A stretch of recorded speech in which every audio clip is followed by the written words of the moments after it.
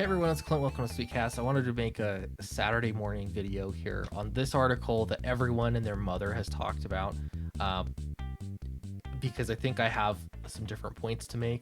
There's some points that others did not make. Who talked about this? Well, last night I really tried to go to bed a little bit earlier. I caught a little bit of Shane Davis's stream, and he could be super entertaining. He gets some fire in him. He gets passionate, so it's kind of fun to watch.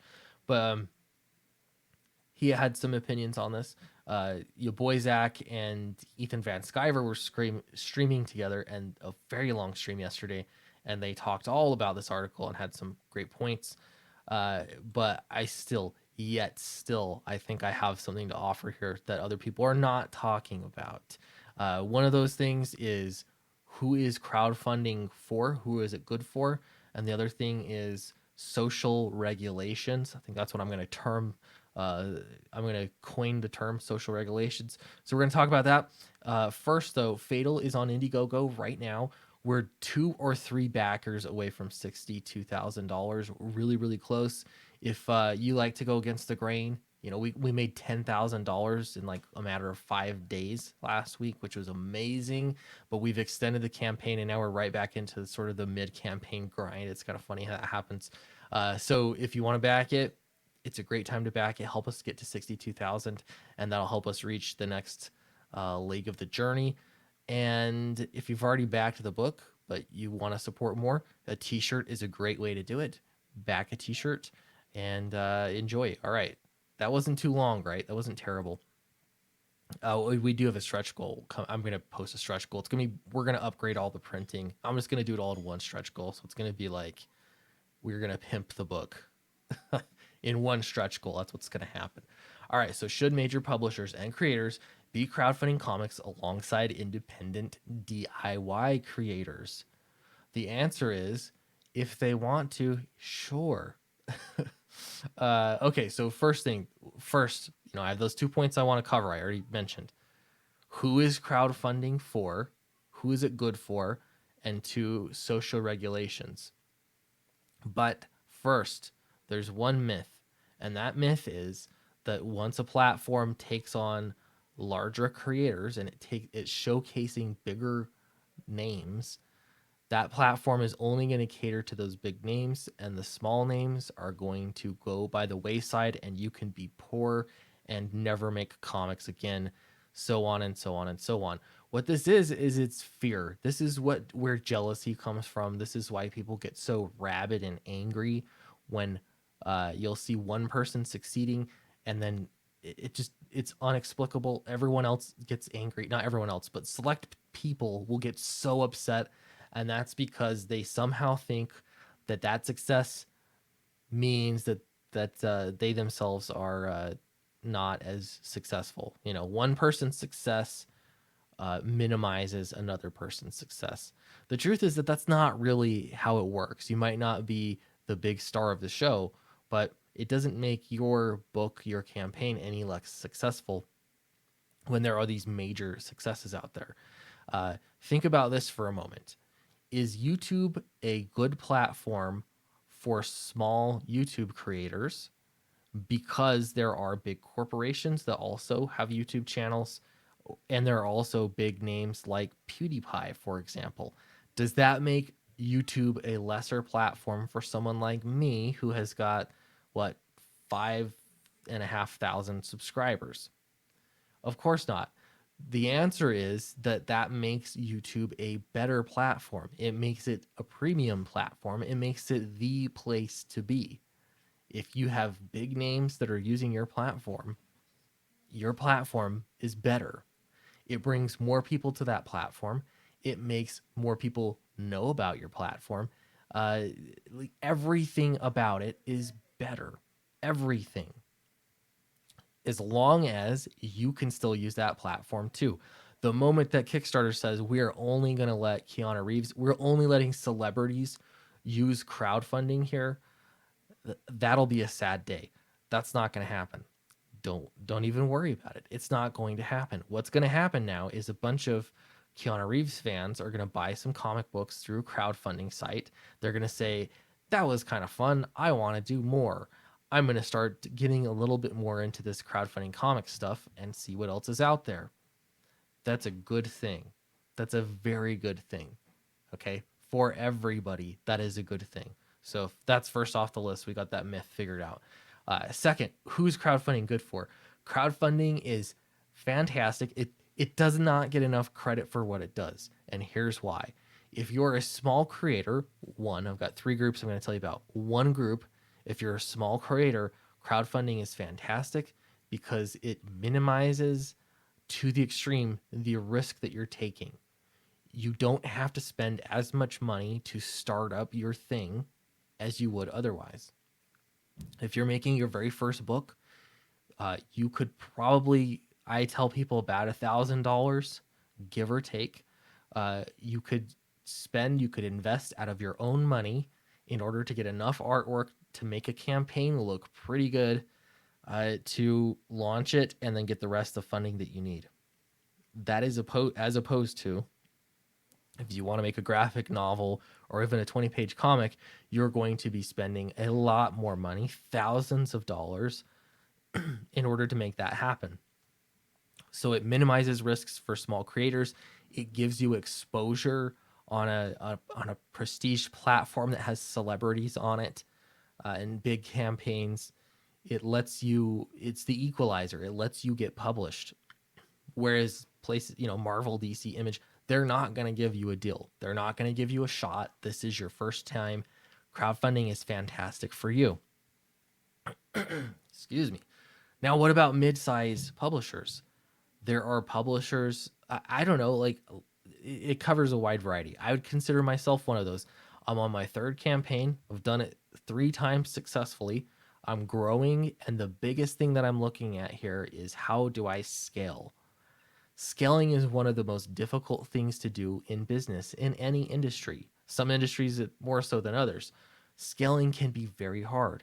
It's the idea of taking something small and making it bigger. How do I take this product that I've made? How do I get it out to more people more effectively? And what crowdfunding does is it helps you scale perfectly. It helps you immediately change your product midway through production. You can change your product so that you can access economy of scales better. If you find out that people like your campaign, you can add more pages to your book midway through. You already know that there's demand for it. You can add more pages.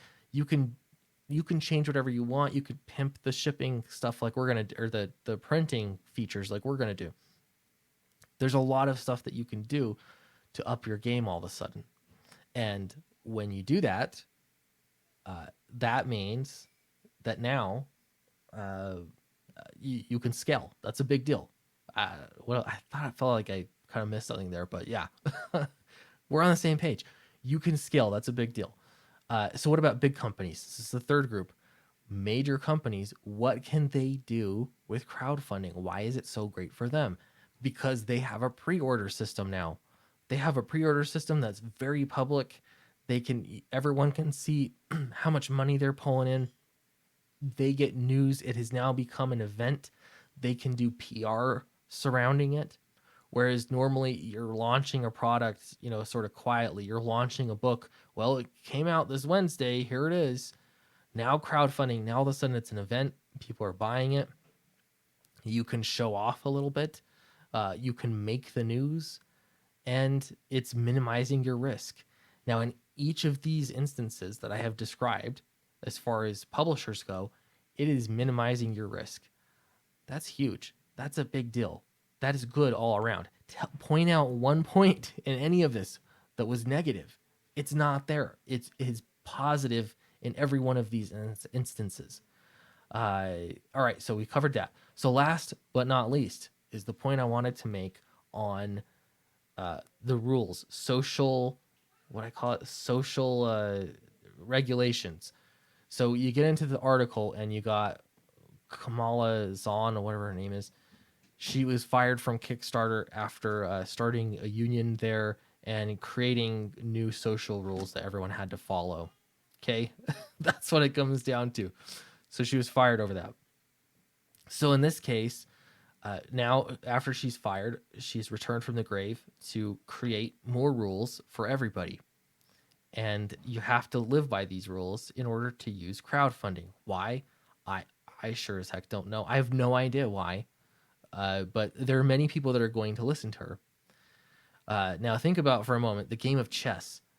The reason that the reason why a queen piece is so good is because it can do so much. It can move way across the board in different directions, and it can do what other pieces cannot do.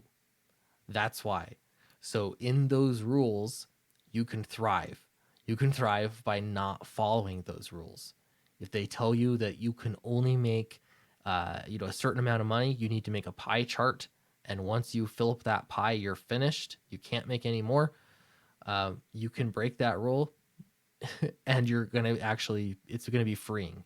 You now have a competitive advantage because you're not following the same rules that they have. uh, it works all the way across the board, even with how you should be dealing with your community. There's the nice thing is that you can actually do things a little bit differently with your community. One of the funniest campaigns to highlight this would be that Commie Mark. He's sort of like a satire site.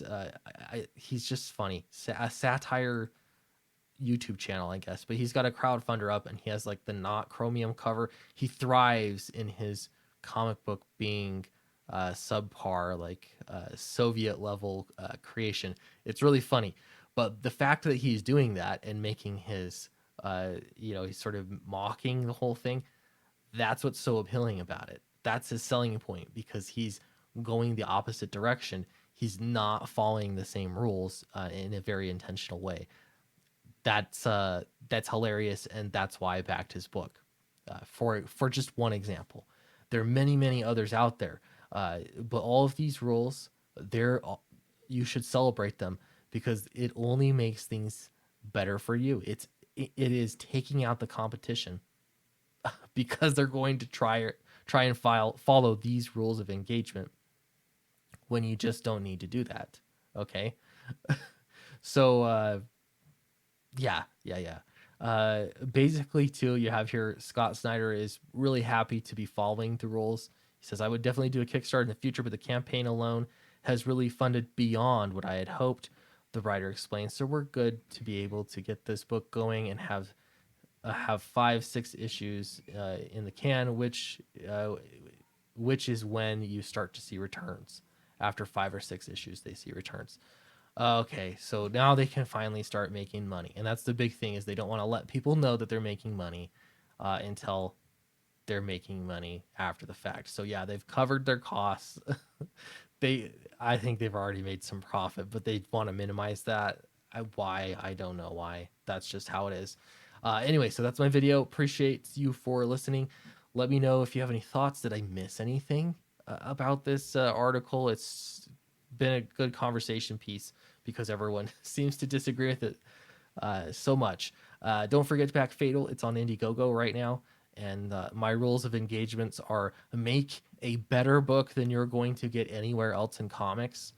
Have the best artist, the best creative team. Look at Eric Weathers, even on the letters, showing off. Those are great letters.